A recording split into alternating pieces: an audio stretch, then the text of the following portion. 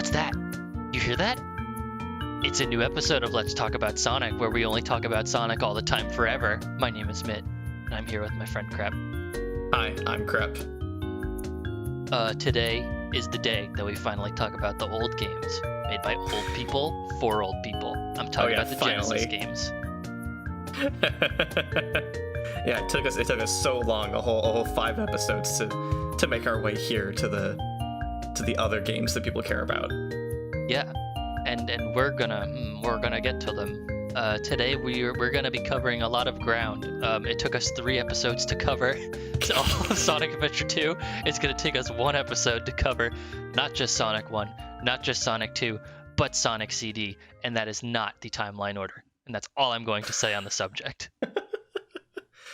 It's going to take us less than 1 episode to cover Sonic 1, which is funny because it takes a whole game to beat Sonic 1. It is 1 game.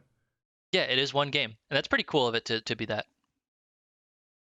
It does Who have... says things like that? The thing that I just said. Who says things like that? Me, apparently. Well, we apparently. Sonic 1 is a game. It has 6 whole zones, right? That's 6? Yes. Okay, 6. cool. Yes. It has 6. It's a cool little game.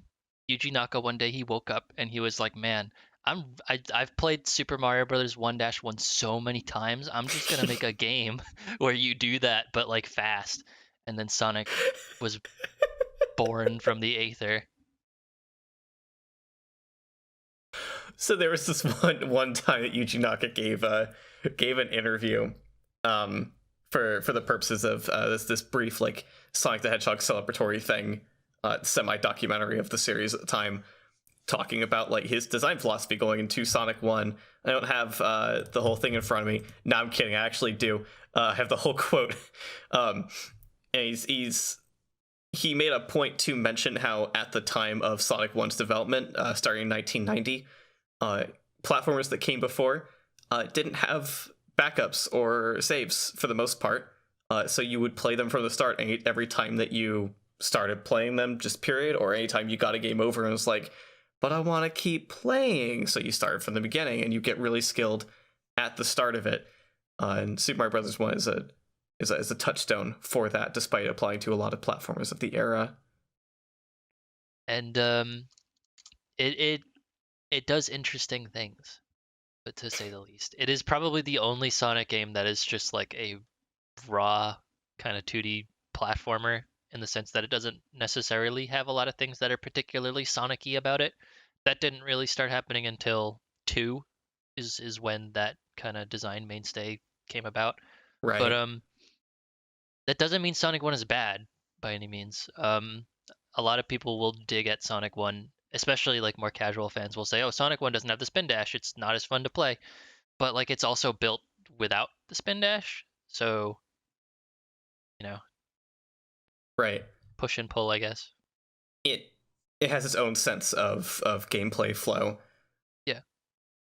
I quite like it. I used to not like it so much, but in the time in 2018, 2019, no, 2019 to 2020, when I started doing my own solo Let's Plays of the Genesis Sonic games, I started to realize Sonic 1's actually pretty fun if you just kind of meet it on its own terms. Yeah. The most that I've spent playing it has been in the mobile port, just kind of mindlessly playing that in my spare time, which it's not like me seriously sitting down and playing Sonic 1. But it's not a bad time. I think a lot of what kind of, I don't know, for me personally, there's not a lot that really draws me to replaying Sonic 1, but there's not really a lot I can say about a lot of like Sonic 1 and 2 and kind of CD that really pull me in that way and make me want to go back to it. I'm not averse to going back and playing it, I think is what I'm trying to get at. It's just not, there's nothing in it that necessarily compels me to want to go back. I'm not as used to playing it as you are, where I can just like sit and play it in a sitting. Yeah, and I can do that, but I also don't tend to come back to them that much either, unless like there's a specific reason I'm coming back to them, or there's like a new gimmicky way to play them, whether that's someone's goofy ROM hack or Alistair Eichson's Magic Box, that sort of thing. Yeah, you have definitely been playing Magic Box a lot, so I think that's probably coloring my memory a little bit. Yeah. I mean, I was able to pop in Sonic 1 real easy just in sitting down warming up for this recording. Uh, Mhm.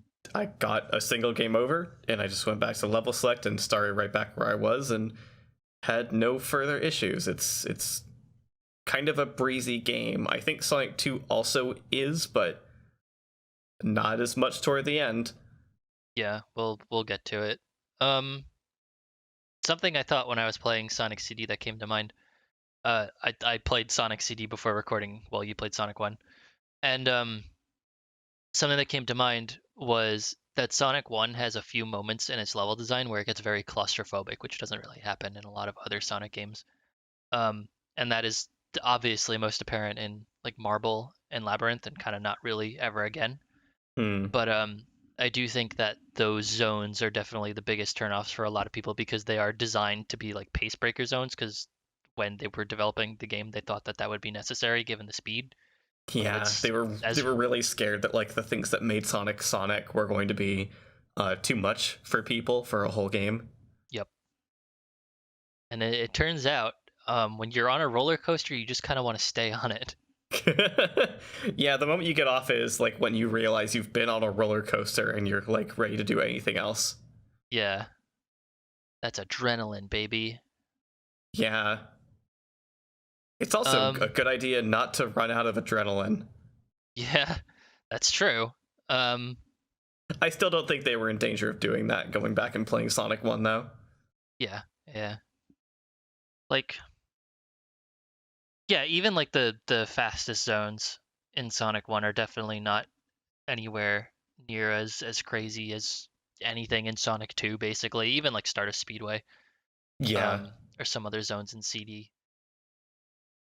I mean it was Sonic 2 and Sonic CD that kind of collectively introduced the speed booster to Sonic gameplay. Yeah, true. There isn't really They anything like that in Sonic 1. The closest it gets, and it doesn't even work that way, is either horizontal springs or the fans in Starlight. That's kind of it. Oh yeah, that's true. I there's also just a lot more like stop and go kind of Mario-y platformy stuff in Sonic 1 in general. Hmm. Springyard Zone comes to mind. Maybe like a couple of things in Starlight. I would Maybe. say parts of Scrap Brain too, like the parts where they Yeah, actually want definitely. you to platform. I think part of the evolution of Sonic on the Genesis is them realizing like, okay, we can't just kind of use conventional platforming level design for a skill set like this. So they kind of gradually started branching out into more broad level design that also accommodates for like just higher speed. Um, Sonic 1 also having a really egregious speed cap also doesn't help. Right. Like you can go fast, but as soon as you touch the ground, or as soon as you press left or right in the air, basically if you press left or right at all, um, it's just gone. Yeah. Sonic 2 did the right thing by disabling it on the ground, but they didn't disable it in the air yet. That didn't come Which till is Sonic 3. which is weird to think about. Yeah. It's Sonic 2, the Super Smash Bros. Brawl of Sonic. Oh boy. Okay, now that's not fair. But it definitely especially because Brawl was like backwards to it was going in reverse relative to Melee. But it's still funny, like there is a comparable feeling sometimes to controlling Sonic in Sonic 1 or 2. Sorry, just 2. And like the way Sonic controls in all the Smash games where it moves real fast on the ground and then you jump and uh, it's just 60 to 30 for some Yeah. reason. I caught that fastball as soon as you said it. Like No, that I is know. I definitely like a just palpable stumbled. feeling. I super stumble over myself trying to get to the point where I explained it to our audience, the people listening. True. It's a weird one. There's a lot of little control quirks in the original Genesis games that got slowly, gradually ironed out Mhm. A fun one that I love to talk about is the roll jump control lock in Sonic 1, 2, and 3, but not CD. Uh, Anytime that you roll and then jump, you cannot influence your horizontal movement by pressing left or right in the air, unless it's Sonic CD, in which case you can. Also, Sonic Mania, which I think is just a result of the dev team liking Sonic CD and how it controlled and how it was designed. Uh, yeah. in Sonic 3, if you use Sonic's Insta Shield, so this only works for Sonic and not Tails and Knuckles, but you can just use their other air abilities to do other stuff. If you use the Insta Shield as Sonic, then suddenly the left and right control lock disappears from your roll jump. So Hmm. it's weird. I can't tell how intentional that was, but people do like it in that game. I think it would just be better if the control lock was gone entirely. Yeah, I'm surprised that people like it because I'm trying to think of what the justification would be behind Hmm. that because it's just it actively takes away control from you. My insight on it is absolutely derived from Sonic retro types. So, and I don't even like using this word. It's a weird word I didn't know about for like a long time. But kind of the grognard kind of people in the Sonic fandom, um, Hmm. who like try to justify anything that aligns with the game they like. Uh, so a lot of people will say they like the control lock when you do a roll jump because it disincentivizes rolling as a catch-all answer to every situation. And like I get it, but it's already not a catch-all solution to every situation. So It's like also less what's fun. it is less fun, bar none. It's less fun. Yeah, I guess now's a good time for me to. I was thinking earlier about difficulty in 2D Sonic games and how Hmm. um I feel like there's a weird relationship with Sonic and difficulty that a lot of people can sometimes have. Not that like people wanting difficult Sonic games is not a weird thing. Um, but it's mostly just like when people bring up stuff like a given like Genesis game is too easy or like a Mania is too easy. Um, I think back to when the game kind of first came out and everyone, even like the most hardcore Sonic fans, got tripped up on the same couple of zones, like um, especially Flying Battery is a big one.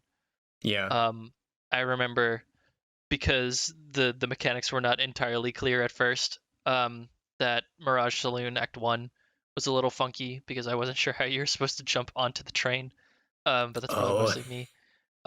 Oil Ocean, though that's mostly the boss. You know, stuff like that. Even Titanic Monarch is still a big tripping point in Mania. Um, but that like persists because like we as like we being the collective kind of insular like inner Sonic ring of Sonic fans, where like we play these games religiously. We've gotten over that because we've played the game so many times. But like people who are just now getting into Mania now, they're hitting those same road bumps the same way we did when the game came out. Totally. Um, so I feel like a game being difficult is a really weird thing to kind of quantify. I don't know if I necessarily want a Sonic game to be particularly difficult in general though, because I feel like Hmm. part of the fun in Sonic is just the bliss of like blasting through everything. The challenge shouldn't be, oh, the levels are genuinely hard to get through. The challenge should be, oh, the levels are hard to get through quickly and like efficiently. Hmm. Like they present a bunch of stumbling blocks, and you have to get used to the language uh, of the levels trying to tell you, hey, this thing will be coming up. Hey, you should expect something based on this sequence. You should be thinking that you might want to react because you've been running for this long, even if you don't see anything yet or feel anything coming. Um, Yeah.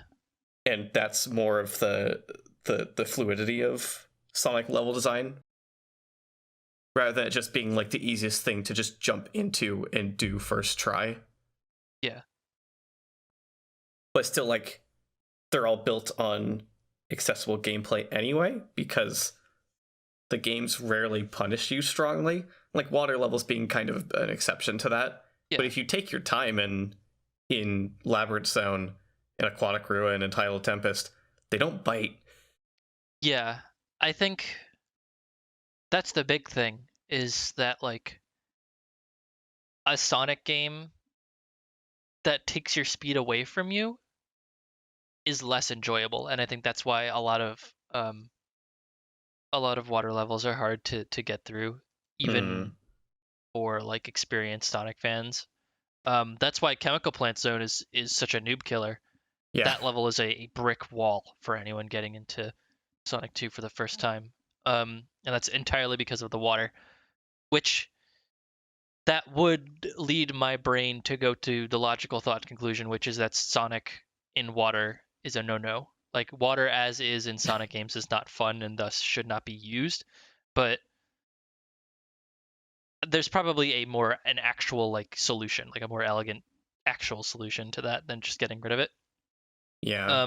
But there is definitely a conversation to be had about like the best water levels in Sonic, and usually Hydro City is somewhere high on that list.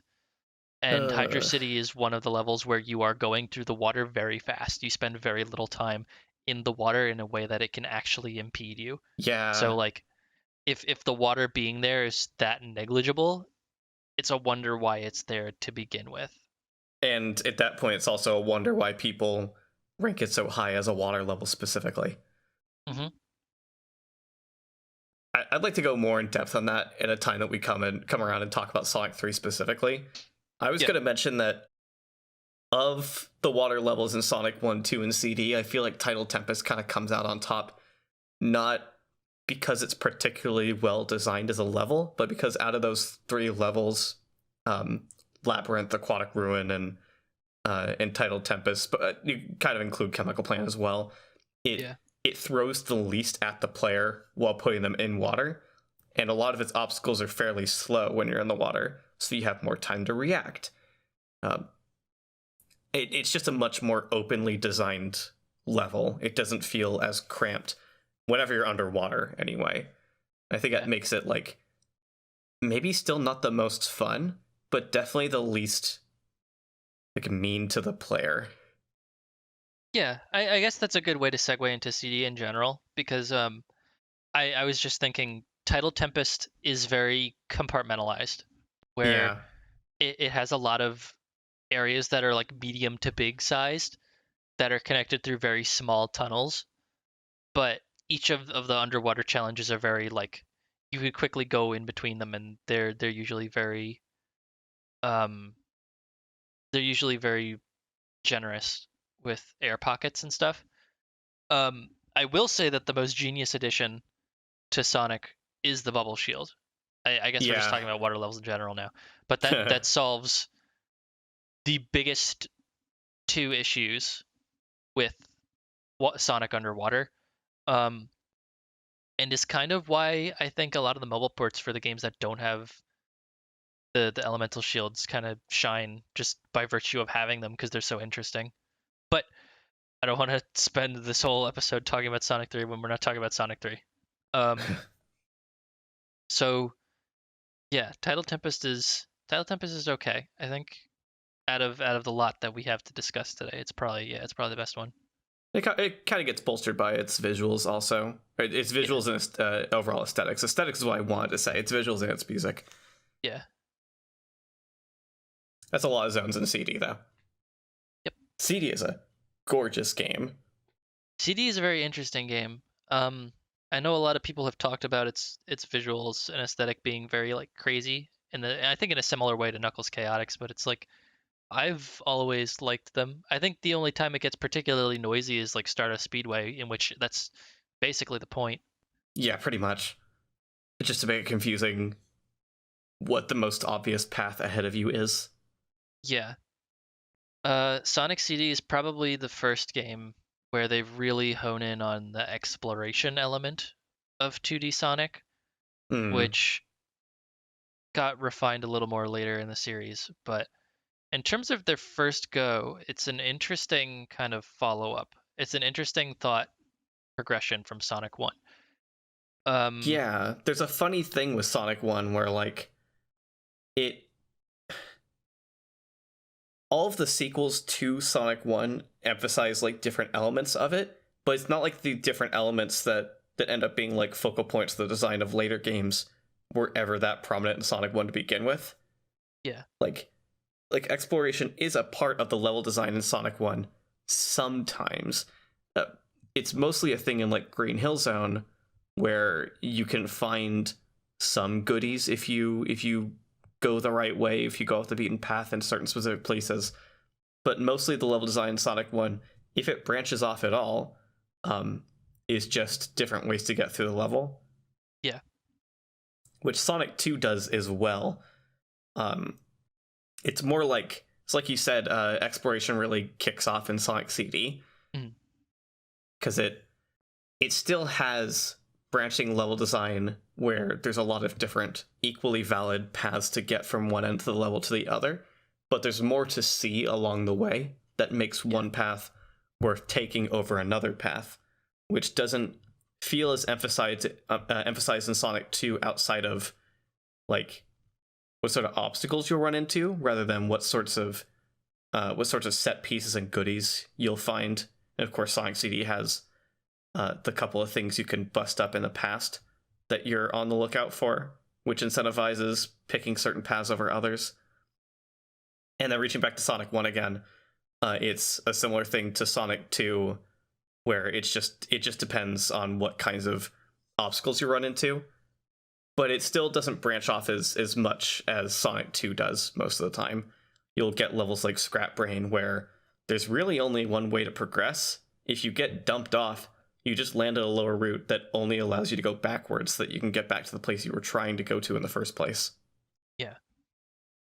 Are there many bottomless? Yes, there are bottomless pits. I remember because I fell in one twice. Um, Only once in Sonic CD. is it the one that I fell into twice? Yes. That figures. It's at the That very end of the game. yeah.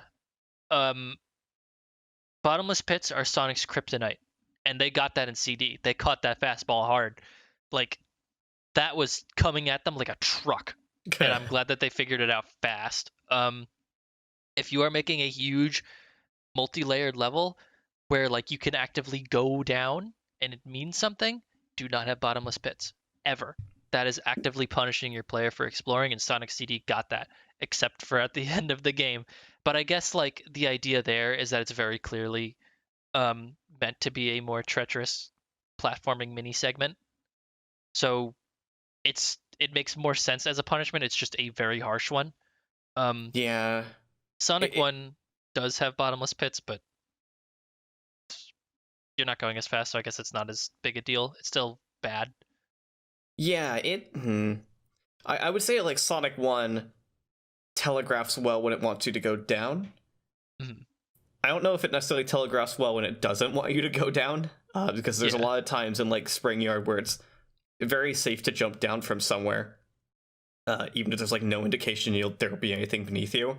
It's really yeah, only in like Spring Yard and uh, sorry, not Spring Yard, Starlight, and parts of Scrap Brain, um, where like there's zero indication that there will be no ground when you jump down. yeah.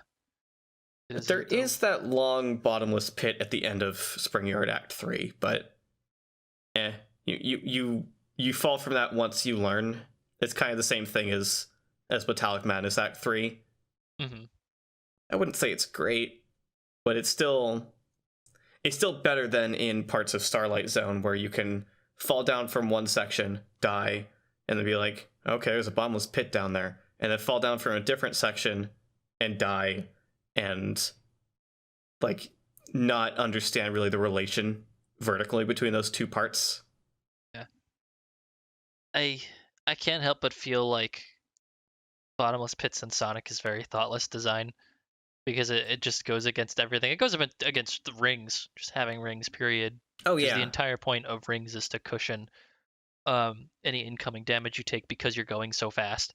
So much of Sonic's core, just kind of gameplay loop, is built around cushioning going fast, which is very smart of them, like down to the way you jump into things.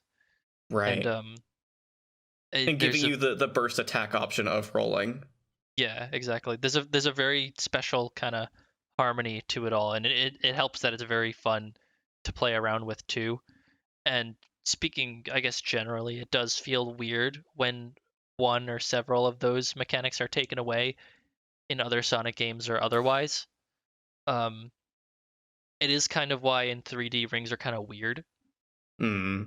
because just the idea of ring scattering makes more sense in 2D than it does in 3D because you either got to make them not move to the point of basically not mattering, or they fly around so much that like they're way too difficult to collect at that point, so you just move on. Yeah, it's no wonder that they experimented for a period with Unleashed of not having Sonic drop all of them. Yeah. I don't remember if I ever mentioned it on the show, but I've like thought about turning rings into gray life basically, Huh. where if if Sonic's rings were a life bar, basically like in a fighting game, whenever he gets hit, his entire health bar turns into gray life. Instead of dropping rings, what will happen is the longer he spends not getting hurt, that health bar will slowly refill like gray life. It'll turn back into just regular health. But obviously, if he gets hurt again, then that all goes away. Hmm. That's really interesting. That's a very different way to cushion getting hurt, but also incentivize not getting hurt often. Hmm. Yeah, and then maybe collecting the rings themselves, because it makes it a little unclear what the rings would do in regards to your health bar. So maybe having more would um would make it take longer to recover. Collecting rings makes it recover faster or something. Like you collecting rings gives you more health, I guess. I don't know. Hmm. It's it's a thought process for another time, I guess, or thought Totally, experiment. but it's an interesting seed of something. Yeah. To get back to CD though, that is the first game to introduce Metal Sonic, and he's a cool little guy. Oh yeah. There are a lot of interesting parallels between Sonic 2 and CD relative to Sonic 1 as like parallel parallel branching sequel development projects. Yeah. I've probably mentioned this before. No, I don't think I've mentioned this before. I've done LPs about this game, about these games. That's what I'm thinking of.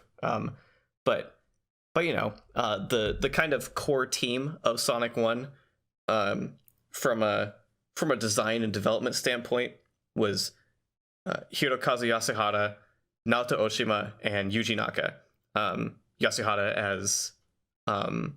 as director and producer, Oshima as designer, artist, and Naka as programmer. Um, and when most of the Sonic 1 development team peeled off to go to America for Sonic 2, to join with artists and programmers at Sega of America and form Sega Technical Institute, Naoto Oshima stayed behind, so it was just Yasuhara and Naka. Um, and Oshima spearheaded Sonic CD. So it's like these two different interpretations of what a sequel to Sonic 1 would be by two different teams working off the vision of different members of the original team.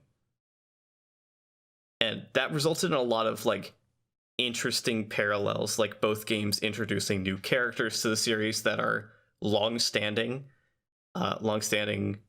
members of the cast. Both games introducing They both expanded on Sonic gameplay mechanics in a different way. yeah, and they both like branched off of different ideas of what Sonic gameplay can be. Period. They both also have Metal Sonics, which is funny. True. Both games were also going to have time travel. Only Sonic CD ended up actually having time travel, and it did it so like mechanically and thematically. Sonic 2 was going to just have time travel as like a setting and game progression thing more than anything else, and then it dropped Yeah. it. Yeah. There you can actually see a remnant of it in the final game because at one point in development, Metropolis Zone was supposed to be, like a big forest called Wood Zone. Yeah. And like you can kind of see that in the final game, Metropolis Zone is actually Eggman's Bitcoin factory. So he's like destroying a whole forest to get to that point. So it's kind Right. of cool Exactly. that held up in the final game. It's super immoral of him to be doing that, also, but like that's nothing new. Yeah, it makes sense. Yeah, it makes sense. It's a good thing like we know that. Otherwise, it would just be super weird what Metropolis Zone was even for. It's like it would just not like if you look at Metropolis Zone, it could be anything. Yeah, it could be anything. It's like you're inside just like a big machine that does something, but it is a little something about it does feel like it's like a logging facility for some reason. I don't know why. It's probably just thought soup because of Wood Zone. So I mean, I kind of agree with you. I feel like also part of it is the green color palette for some reason. yeah, like the green and orange. Yeah, it it is weird though, right? Because like all Metropolis Zone's gimmicks are lava and Oh yeah, there's lava in corkscrews and Metropolis. bolts. Yeah, there's lava in Metropolis Zone, and it What? has it's got like extending platforms. It's got um, what do you call those? It's got like mesh cylinders that you run around in, and what was the? Oh yeah, it's got crushers, like Mm, pressers, um, and like springs on the walls. It's super weird. It doesn't even have saws anywhere in it. yeah. That would be like the telltale thing of like, oh, it's a logging facility of it having saws, but no, we leave that to Metallic Madness and Scrap Brain. Those are the place that have saw blades. Well, at least I mean, because it's the Bitcoin mine, so I guess it makes sense why I wouldn't have saws. Right, yeah, it has the lava because that's where they're throwing all the graphics cards. That's what the graphics cards are outputting from Yeah, all the power. Oh my god. it's the heat. Yeah, it's the heat. It's literally all the molten metal. Disclaimer: the two of us 100% completely understand how Bitcoin mining works. Don't ask us anything. Also, don't do Bitcoin things. Please don't do Bitcoin things.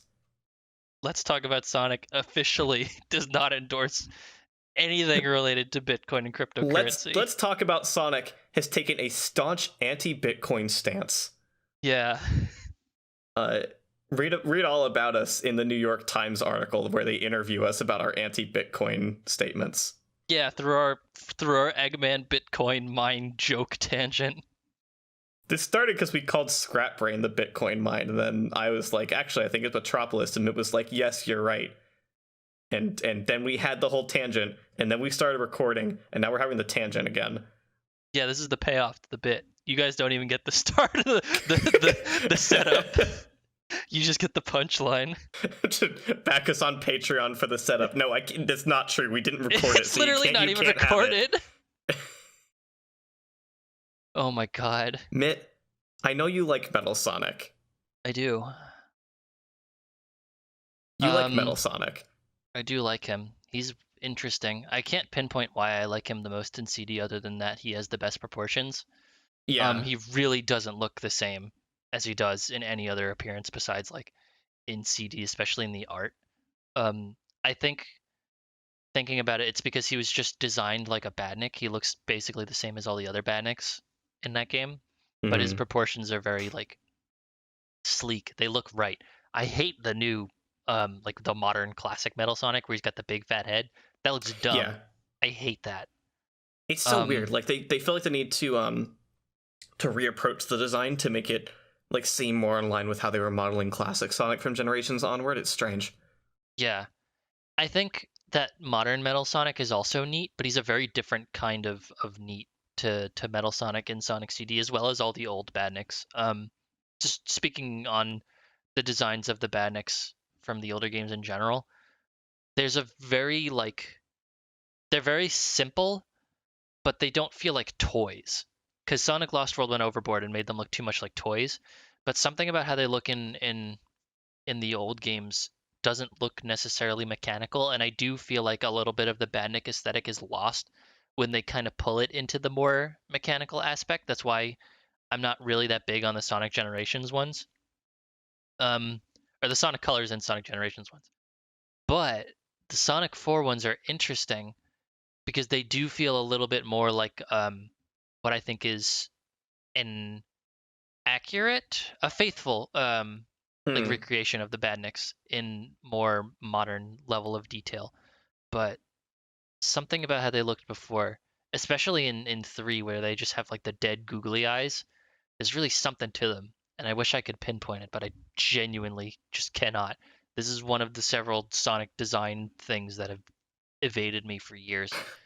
But It, CD and 2 both had their own Metal Sonics. And here is where I say I'm bringing in the dirty laundry. mm, That Sonic CD came after Sonic 1. Sonic Metal Sonic is the first iteration of a robot Sonic.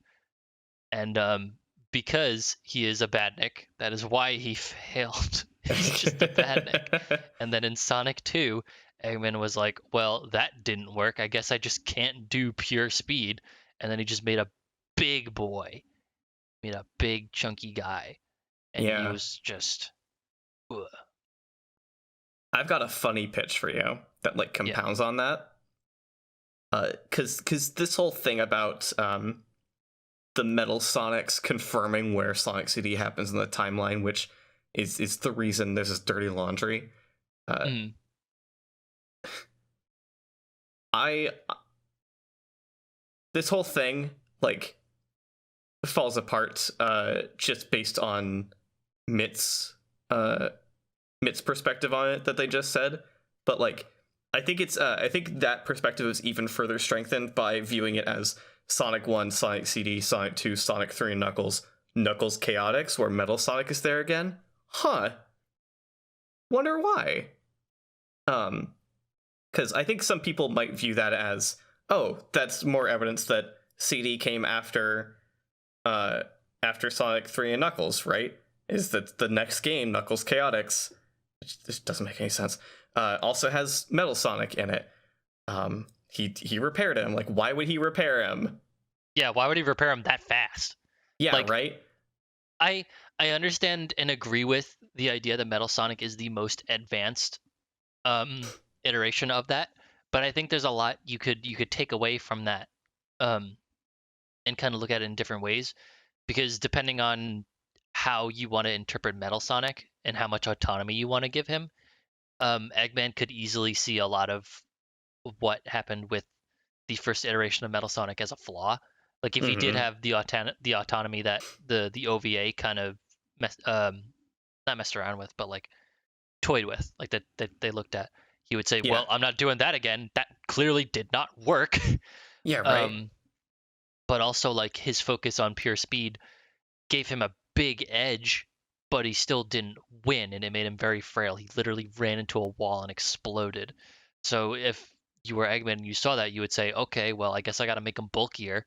So he overcorrected, and then he made Sonic 2 Metal Sonic. And we all know how that went. Yeah. So then after And that, he makes the one in Sonic and Knuckles, or Sonic 3 and Knuckles, and that is clearly a mix of the two. Um, right. but it's still very well. No, he does have some autonomy because the end of Sonic and Knuckles. Yeah, exactly. Which is an interesting one. It kind of throws a wrench in how we think about these characters. That's true. Uh, but just like the reason I brought up Chaotix at all was that like viewing it Sonic 1 CD 2 3 Knuckles Chaotix does this neat thing where it could be read as illustrating Eggman coming back to the original idea of Metal Sonic and doing Mhm. that design a second time. Um, at least that's how I like to view it. Yeah, it makes sense for him to do that, especially with like the whole. Is he just called Metallics in that game? No, right? Mm-mm. That was that was a whole thing from either Archie Sonic or Sonic the Comic or both. Yeah, I think it's Uh, Fleetway. yeah, in Chaotix, he's called Metal Sonic Kai, Okay, which just means Metal Sonic Reborn, or right. redone, or redux, or anything. Yeah, it feels weird. Like I am positive that the retort is that Knuckles Chaotix is not canon, but like, come on. Uh, Yeah, sure.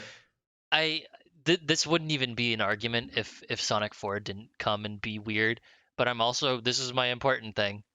If we're giving Sonic 4 credit, are we really going to also then we have to then give them the whole Knuckles campaign and Sonic 3 and Knuckles happen at the same time as Sonic's, which doesn't make sense. It's literally not how it happens. Yeah, it just doesn't work. You can't give Sonic 4 a foot because it's gonna take a mile. Anyway, because Sonic 4 takes that mile because it never wanted to be in the position it was in to begin with anyway. yep. Although, if you do give it that mile, Sonic 4 does make Sonic the Fighters canon, and you just have to deal with it. Yeah. I mean, here's the real deal. Sonic the Fighters is canon regardless of Sonic 4. It's just Sonic 4 makes for a fun lead into it if we want. Yeah, it is kind of funny how if we include Sonic 4 in the canon, how many times Eggman just brings back Metal Sonic one after another. Like Yeah. Metal Sonic just keeps biting it, and Eggman's like, "No, it's okay, it's okay, it's okay, it's okay, it's okay. My sweet summer child. I'll make you a rocket this time." Okay, 2 comments. One I was gonna say about modern Metal Sonic, the the design in my head doesn't make as much sense anymore with the shorter spines for Metal Sonic's head as Sonic's design has changed over time. So I imagine if they designed Metal Sonic from whole cloth for the first time in say 2007 or 2008 or something, probably would have been closer to Rocket Metal Sonic's stupid spine length, if anything. The other thing I wanted to mention that was in my brain while you were talking was, yes, Sonic the Fighters is canon. No, having 8 Chaos Emeralds does not mean it's not canon. Fangs is fake, obviously. True, that makes a lot of sense. Sonic Adventure 2 makes that canon. Yeah. And then you might come back to me with, well, then why does the space shuttle need 8? I don't know. Tails sees that Fang has an 8th emerald like a week before, and it's like, oh dang, I guess there's 8 now. What do you think? That. We went from 6 to 7 between Sonic 1 and Sonic 2, so I don't know. I don't know what to tell you. I mean, hey, the fact that we went from 6 to 7 between Sonic 1 and 2 is also why Sonic CD comes after Sonic 1, because Eggman tried having the 6 Chaos Emeralds, noticed that they didn't work, discovered the time stones that let him literally time travel, and he's like, oh my god, this is awesome. And then he still lost, and then he discovered that there was a 7th Chaos Emerald, and he was like, oh. That's the mistake I made. Time to rectify this. Yeah, exactly. And then in Sonic 3, he's like, wait, there's a big one? Well, he's like, wait, there's a big one and there's 7 more? Well, I'm not going to worry about the 7 more big ones. I'll leave those here. Not the Super Emeralds. I mean, there's 7 more Chaos Emeralds. Well, okay. This is a big question because at the beginning, Knuckles literally takes them from Sonic. Like, he has them from Sonic 2 at the beginning of Sonic 3. Yeah. So how is there another set, then? Are there actually another set? Yeah, I've always subscribed to the idea that Knuckles did take them from you and then didn't put them in the special stages. I don't know. I don't think Knuckles knows what those are. That's an interesting point. This is the reason I have this theory, or rather, I've picked this theory up from other people. I had to think about it for a sec to remind myself. It comes from the idea that Eggman successfully tricked Knuckles into thinking that Sonic stole the Chaos Emeralds that were on the floating island. And then Knuckles punches him and gets his emeralds back. Oh. But they were always there to begin with. Okay. I mean, wasn't it also more that he tricked him by saying that, oh, Sonic's a bad guy, he's going to come and steal your Master Emerald? He already stole the emeralds from the mainland. Yeah, it's also possible.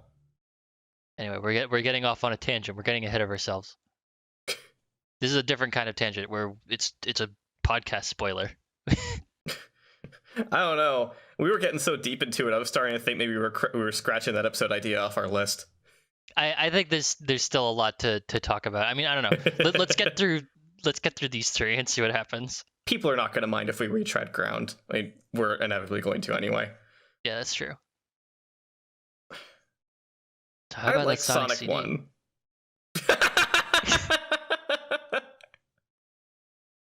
I like Sonic CD a lot. It's probably my favorite of the four of the five Genesis Sonic games. I I look into the camera. I think mine is 3, Yeah, I think but three's my second. yeah, I had a pretty good time playing through CD, but I did notice that like as soon as I got all the time stones, which was very easy for me as someone who has done it a million times, um, Sonic CD is the hold right to win Sonic game. Um, I was doing that even in the last levels, Yeah. and like I'm not gonna hold that to it like it's a terrible game because you just hold right to win. It was hold right to win because I took the easy route.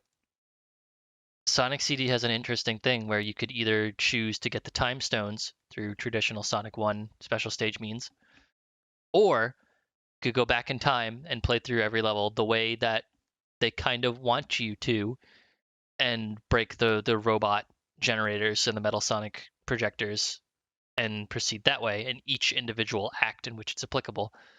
Um, the level designs are way more built around like exploration and running around. So it's very obvious that's what they want you to be doing. But if you choose to not do that, then you just coast. You just go in a straight line.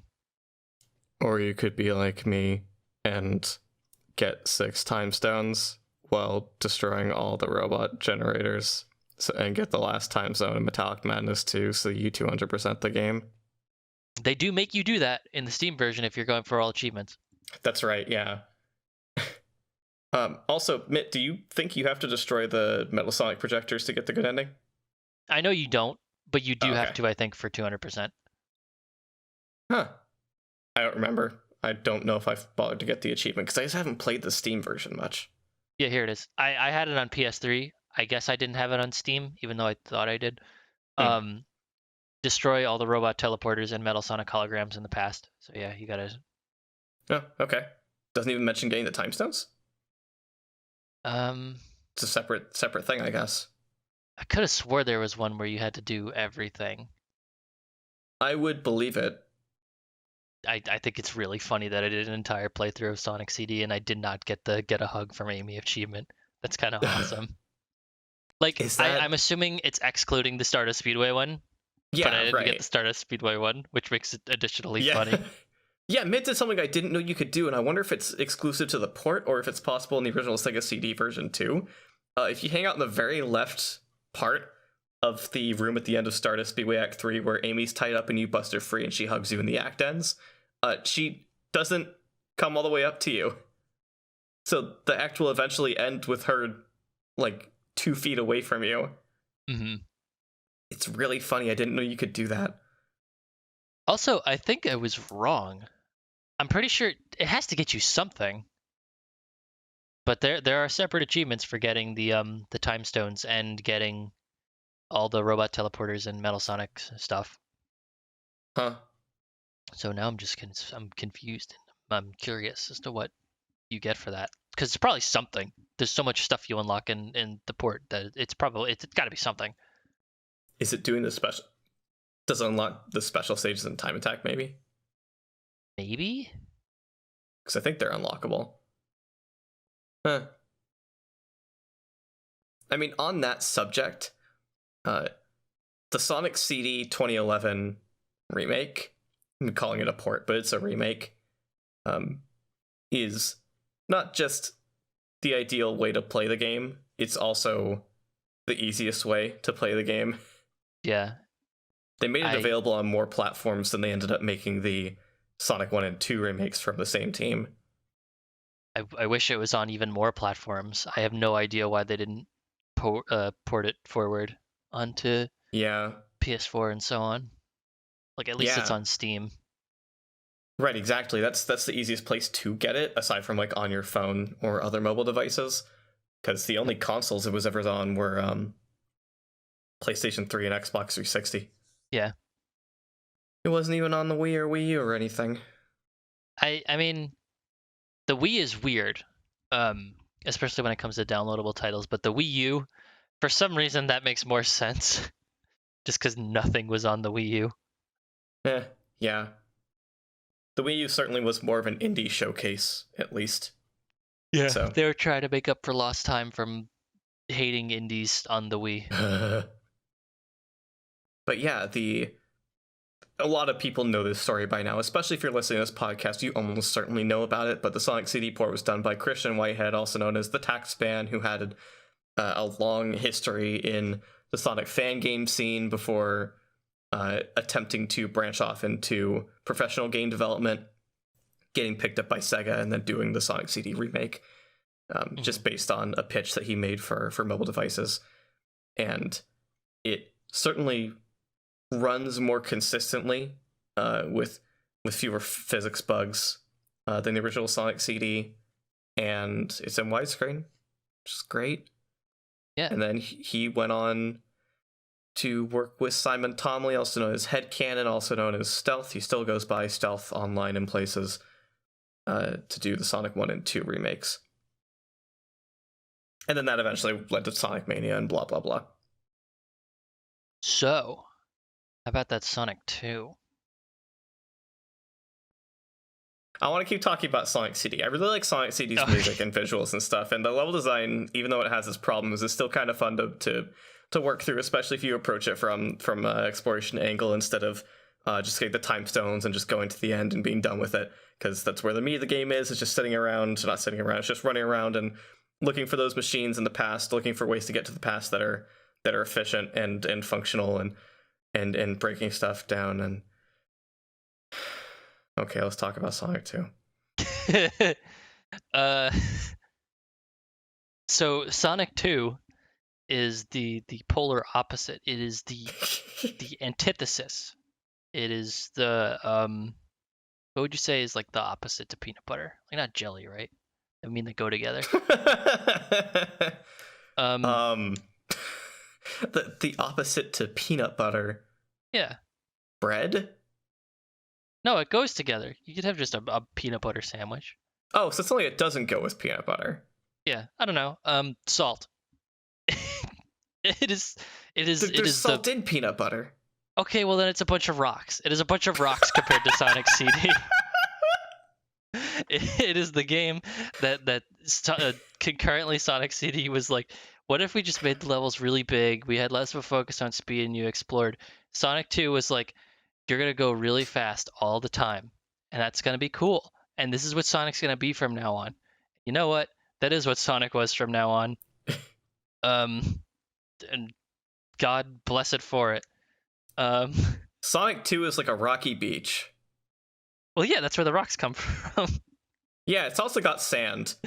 Oh boy. And water is there, and the water's cold if you're on the West Coast like me, which Sonic Team was at the time of Sonic 2's development. So yeah, but because it's like a rock sandwich and the rocks came from that sandy beach, there's still some sand on the rock, so it kind of gets in your teeth, and sometimes it gets kind of gritty. But like you like the taste of rocks so much, you just gotta power through the sand.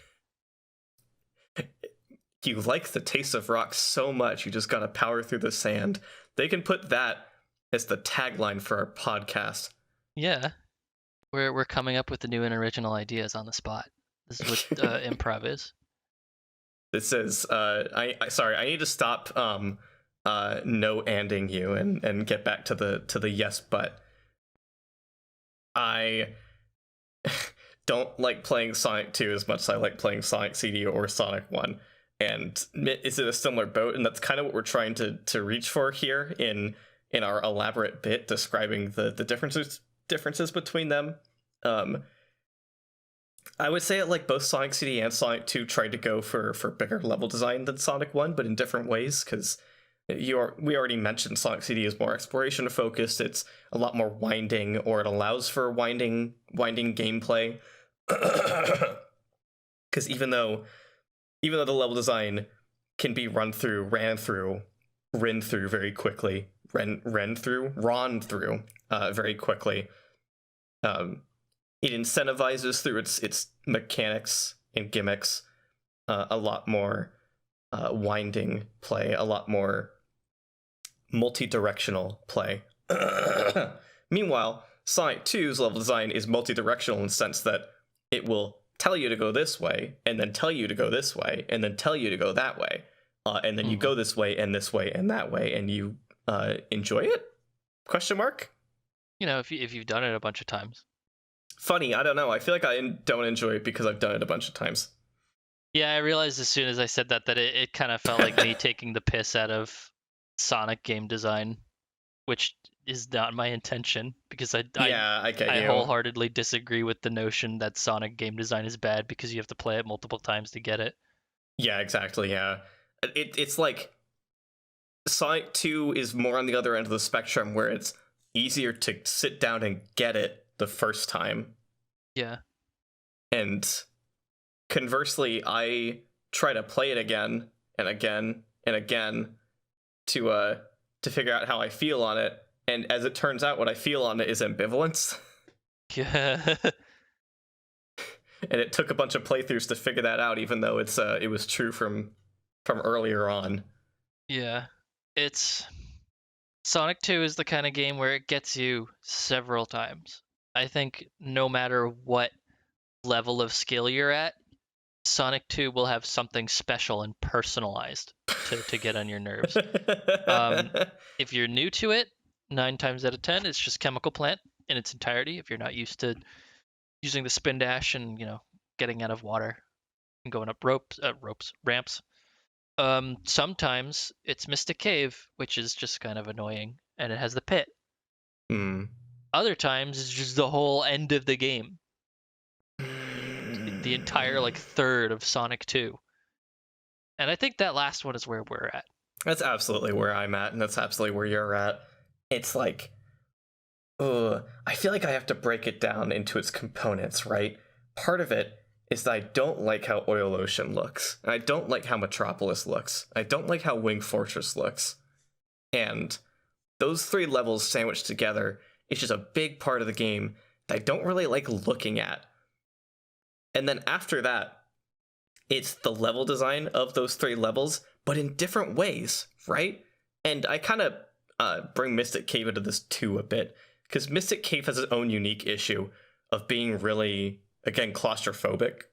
Mm. We were talking about this more in terms of Sonic 1, and only chunks of Sonic 1, and even fewer chunks of Sonic CD. But like the whole of Mystic Cave is just small room to small hallway to small room to small hallway to small curve to slightly bigger room where you can miss something really easily. So you have to stop and check yourself and grab the right thing to go to the small hallway to a small room. And then Oil Yep. Ocean is big and open, and yet there's nothing to do but go from this exact platform to this exact platform to this oil slide to this cannon that shoots you up to here to here to here to here to here. And then suddenly you don't really know where you are anymore. You can still tell which direction is forward, but it just feels nebulous. And You just do then things until you're at the end. you just do things until you're at the end. And that's an overarching problem I have with Sonic 2 in general. But then Metropolis comes along, and it's such a do things until you're at the end level, because it's just bombarding you with more and more things you don't want to do. Yeah. Enemies you don't want to run up to because they'll hit you first. Enemies that force you to stop in your tracks, lest you get hit and get knocked off a platform to way further down, to where you have to backtrack to come back to respawn platforms to go back up again. Gimmicks that can only drop you off where you need to go next from one particular point. So if you exit them in any other way, it sends you backward or forces you to repeat what you just did.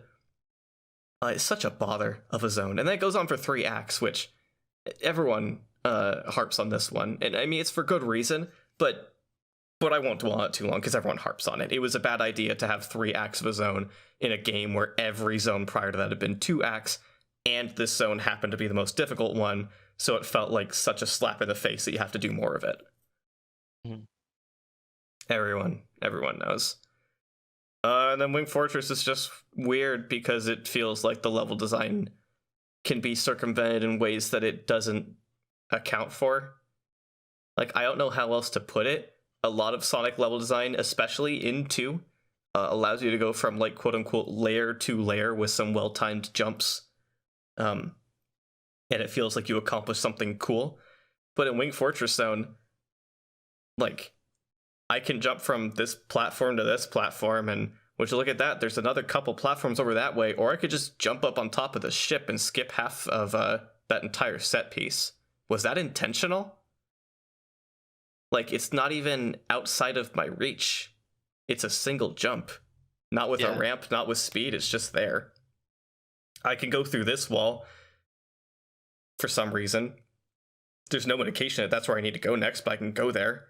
I can go through this wall too. And it is the way to go. But how am I supposed to know that? Yeah, I do feel like whenever I'm playing through Wing Fortress, it's like I have no idea if I'm going the right way. There's so many points where literally it's just one big borderline open world level where things are just placed seemingly sporadically. And like if you screw up, you die because Yeah. it's Wing Fortress. You're over a pit, but like you're not gonna know where to go. And yeah, you could just go past the propellers, which is kind of the right way. And then there's the trifold problem for me at least, which is that Oil Ocean's music, while nice and well composed, gets grating. Metropolis Zone's music, while nice and well composed and catchy, gets grating. And then Wing Fortress music is grating. I won't gift it any other qualifiers. Yeah. It's just a slurry of stuff I don't want to do. Yeah, Wing Fortress also has the added benefit of being a double whammy of being Sky Chase and then Wing Fortress. Mm-hmm. Everyone's favorite. Yeah. At least Sky Chase has nice music. Yep. Adding on to the Wing Fortress pile, it also has this speed boost launcher kind of thing. And because of Sonic 2's broken speed cap in the air, like we mentioned earlier, if you're holding left or right when that thing lets go of you, you don't go as far as you're supposed to, and you fall and die. You have to take your hand off the D-pad in order to make the jump. Intuitive. And in case it's not clear by now, we do in fact have beef with Sonic 2. And it sucks, right? Because, like, I don't even think it's a bad game, and I don't want to sit here and rail on it as if I think it's a bad game that people shouldn't like, or that I expressly don't like at all. I just don't like it as much as the other ones, and because I don't like it as much as the other ones, it's easier for me to sit down and try to play it and mostly notice its flaws and not have as good a time. Yeah. I do think a lot of like the entire ending half of the game is literally the game rearing its ugly head at you. It's like you had fun, that's over now. Yeah. I cannot imagine having that much fun with those levels unless you really have them memorized, like muscle memory memorized. But even just playing the game casually, like this is the least fun game to get the Chaos Emeralds in. I would say, unless, because like I don't bother. Yeah, there is like a very specific appeal to getting them all in like Emerald Hill Act 1. Like I get it. It's neat that you can do that. I would never do that ever in my life. I cannot run around the same level 7 times collecting 50 rings and doing that every single time. It does not sound fun. They did it better in Sonic and Knuckles, where you can get all the emeralds in Mushroom Hill Act 1 and 2 because there's enough special stage rings. Yeah, the special stage rings are brilliant. The idea of tying them to the checkpoints is interesting, but not if you're gonna make it 50 rings. Yeah, it's real strange. It also led to the strange level design quirk of them putting checkpoints in really weird places that are hard to access. Yeah, God, that's true. There's just checkpoint placements completely arbitrary of them being checkpoints just so you can use them as what is effectively big ring placement in the next game. Yeah. I always think to like Hilltop Zone where there's, and even Emerald Hill, but especially Hilltop Zone where there's multiple loops that because Hilltop is the most linear level in the game, there's no point to get on top of them, except for the fact that they place checkpoints there. Yeah. Mm. It's strange, and like the special stages, like you mentioned, they're just not fun. Also, They're not fun. Stop using the half pipe unless you're going to make it fun. But even then, stop using it. Ugh. It's not helped that most people's experience with them for the first time will be with Tails, but playing single player. Yeah. Fun fact: do not play Sonic 2 with Tails. There is virtually no benefit besides like sometimes you'll get an extra hit on bosses, which could throw you off more times than necessary. Right, if anything. But if anything, the special stages get a little bit tougher because like they're built to accommodate around Sonic and Tails both collecting rings together, but Tails is not reliable collecting rings. So like if he has basically any amount, you can bet that he will lose them unless you are really good at guiding him separate from you. Which basically then just means that you, as Sonic, alone have to collect more rings, which is annoying. Yeah. And Tails can't fly in this game yet. Tails is just Sonic. He has no functional ability to fly. There's one benefit to playing Tails alone. Yeah. He's actually shorter. Okay. Oh well, all it means is that they're like places. Yeah, right. There's no place. Yeah, because we were talking about Sonic and Tails, but just talking about like, Tails' ability to fly or inability in Sonic 2. He does still have the one thing, which is that there are places he won't get crushed where Sonic will. Yeah. Which is funny. It does have its purposes of being a little guy. Yeah. I don't know, sometimes you just want to be a little guy. Yeah. I mean, why else would you play Charmy being Chaotix? Surely there's no other reason. Yeah, there's absolutely no other reason. Would you say that Charmy is just a better Tails?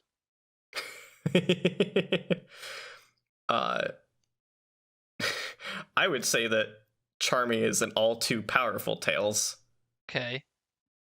That makes sense. I'm not sure if it's better or not. Man, like, have you played the Charmy and Sonic 1 ROM hack?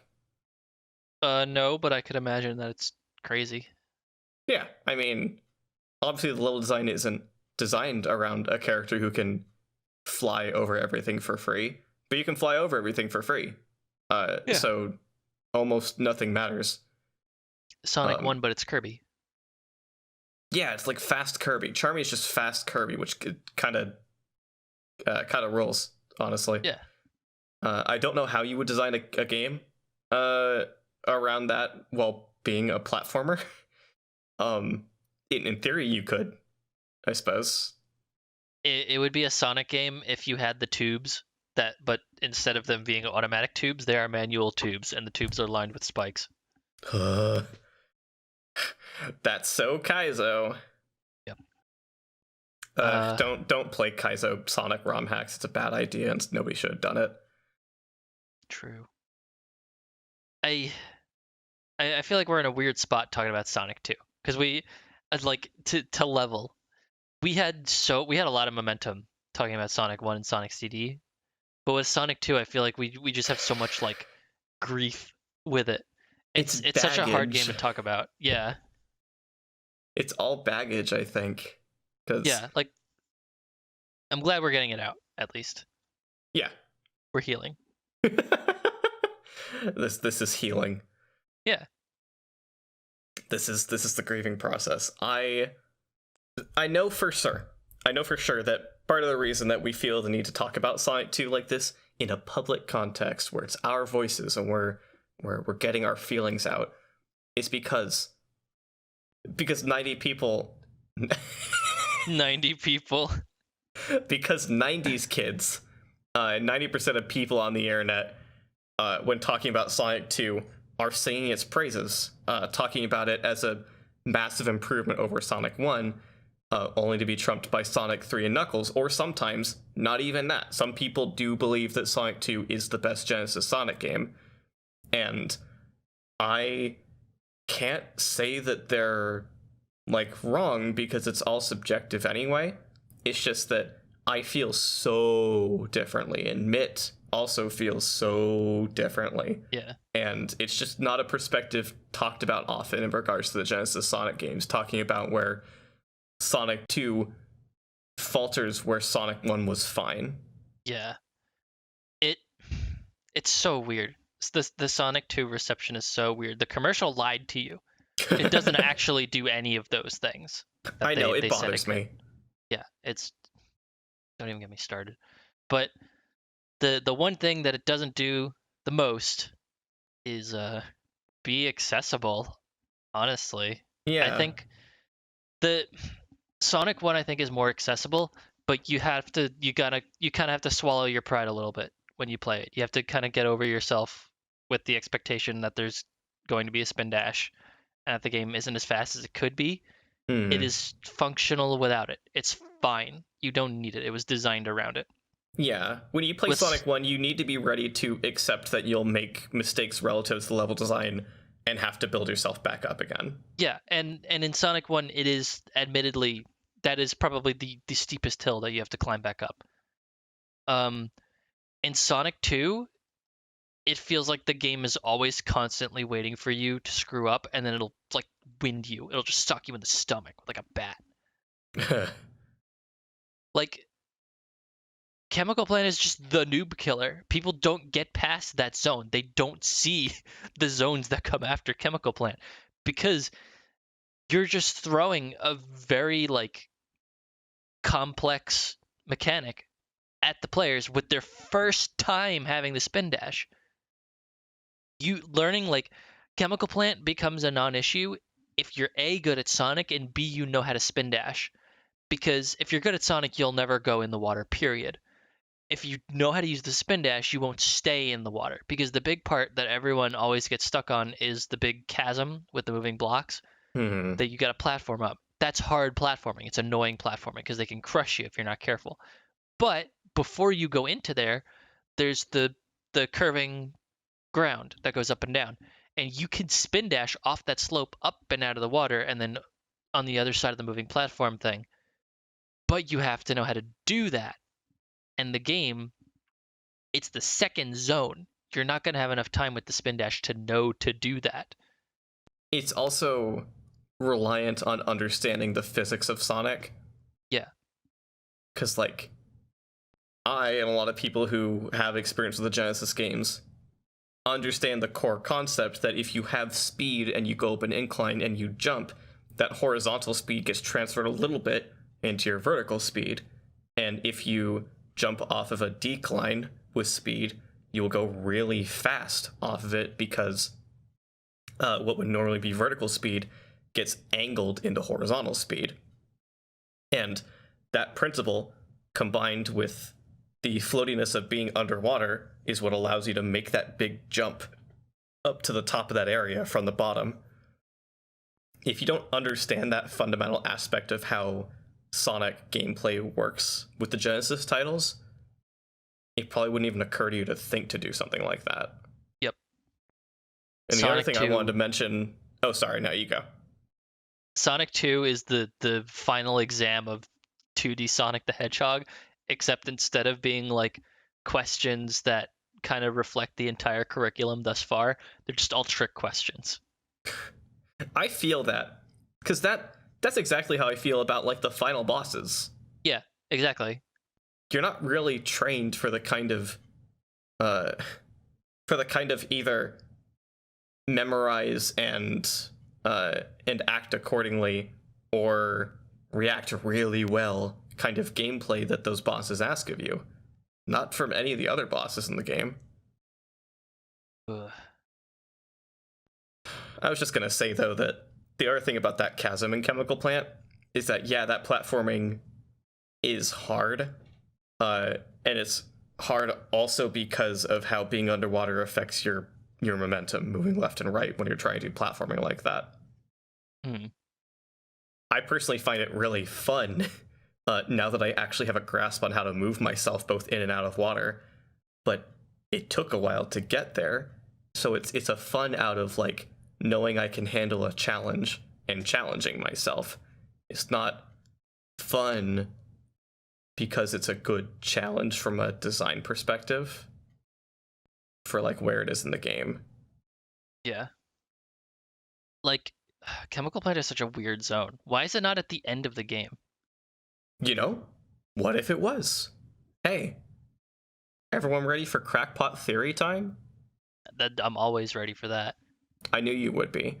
So, if you're a Sonic Super fan, and you are, you know that Sonic 1's level order was different earlier in its design process than in the final game, and this is reflected in the zone order that is shown when you pull up the level select in Sonic 1. It goes Green Hill, Labyrinth, I believe Marble, and then Spring Yard, then Starlight, and then Scrap Brain. Yeah. I think that's the order, and uh, having Labyrinth that early would be nuts. Yeah. It's kind of a roadblock for players even being the fourth zone. But like they had this whole idea of the fast zone and the pace breaker zone, like we mentioned earlier. But just the fact that they had a different zone order at one point, which pointed to this really clear progression of perfect nature, no construction in sight, to the peak of man-made construction harming the planet, like going linearly from no civilization to a little bit of like signs of civilization, but it's gone, it's worn down in Labyrinth Zone and Marble Zone, to functional civilization in Spring Yard and Starlight, etc. Mm. And then they changed that for difficulty curve reasons. I wonder if Chemical Plant might have actually just been a later zone at one point in development. They bumped it up because it's flashy, and they wanted to make a good impression on like reviewers and players, early adopters. Yeah. From like a visual standpoint. I mean, also the funny thing is that it doesn't really fit anywhere in the end of the game either. Yeah. Like, if we sat down and we reshuffled all the Sonic 2 zones so they did also follow the same theme as Sonic 1, it being after Casino Night makes a lot more sense. Yeah. I was But just like thinking that. only really that, and that's only really because of the thematic through line of it being like, oh, there's a city at night in the background. So in Chemical Plant, that is Casino Night in the background. You are in that Yeah. city in Casino Night, and then it is in the background in Chemical Plant because you are going away from it. So Yeah, I'm not sure like what level would follow Chemical Plant, like maybe Oil Ocean. yeah, there's also that too, because I would say like Metropolis because you're going into the factory, but then yeah, where's Oil Ocean? Well, even then, I just feel like there's something weird about Chemical Plant and Metropolis, mostly because Metropolis doesn't feel right coming after anything, if I'm real. It just feels so disconnected from any place because it's completely walled in the whole time. Yeah. Man, that is another thing I don't like about Metropolis, is that it has no sense of space. Here's an idea. Setting. Oil Ocean comes before Casino Night because it's at sunset. That's kind of interesting.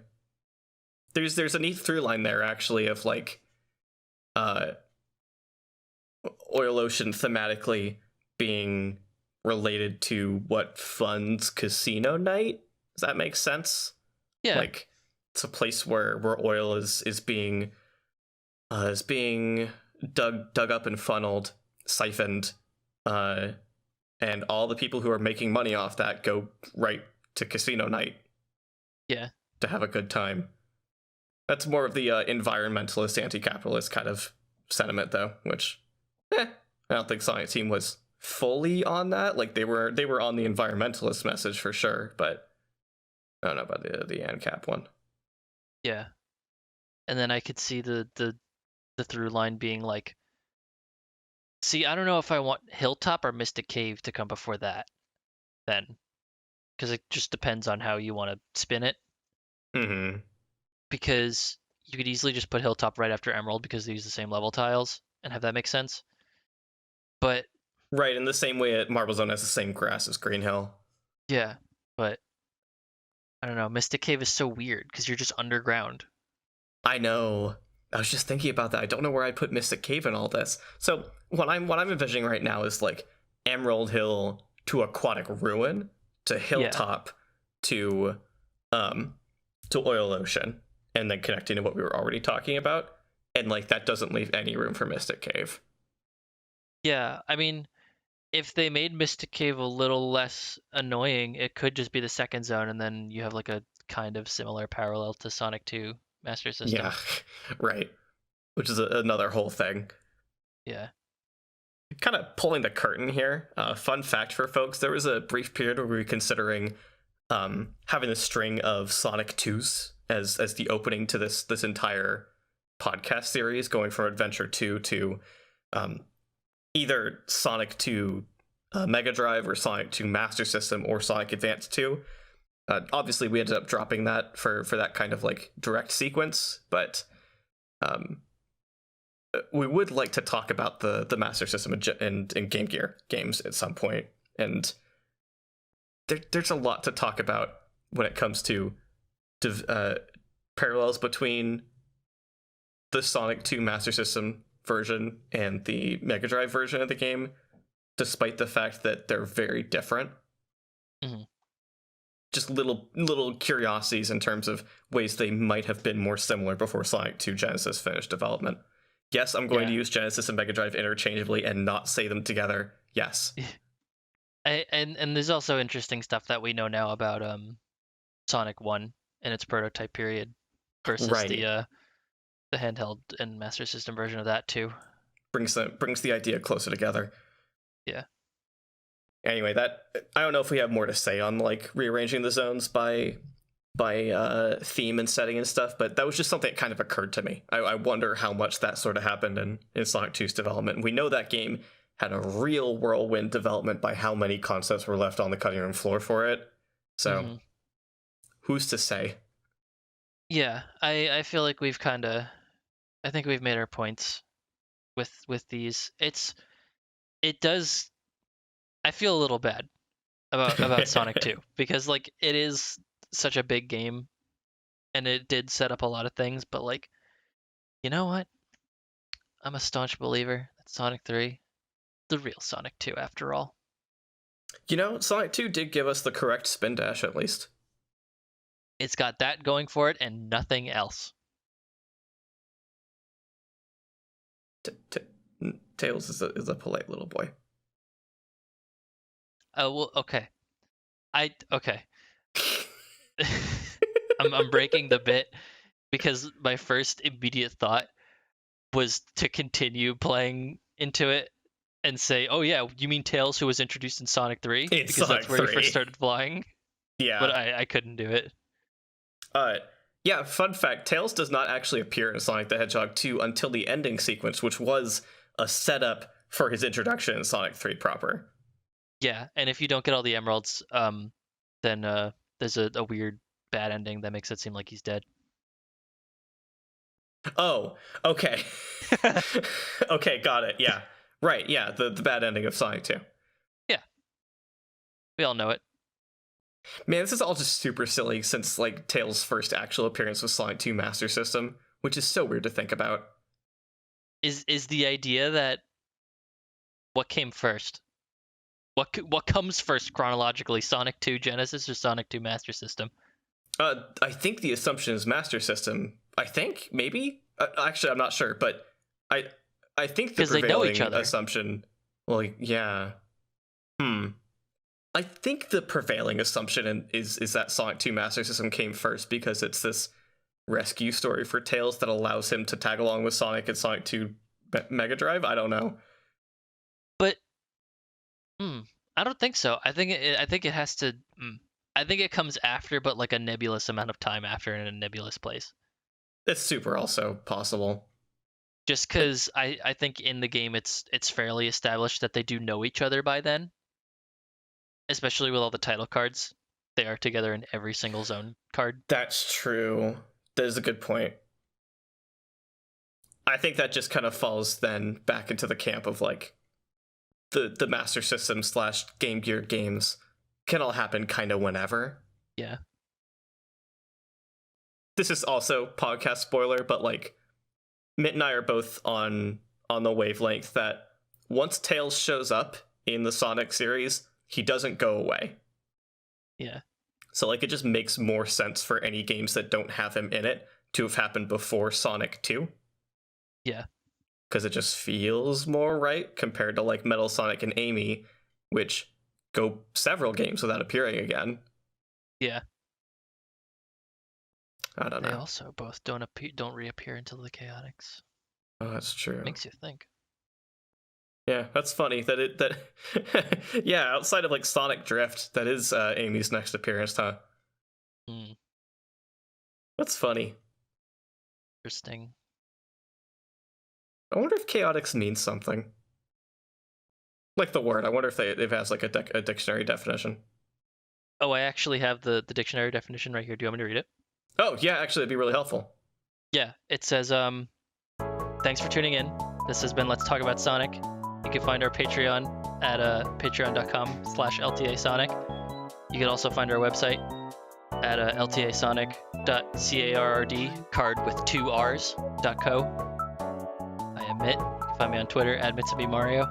I'm Crep. You can find me on Twitter at CrappyBlue. And we'll see all of you, including all the countless Sonic Timeline purists and Sonic 2 fans, who I'm sure we made angry this episode, in the next zone.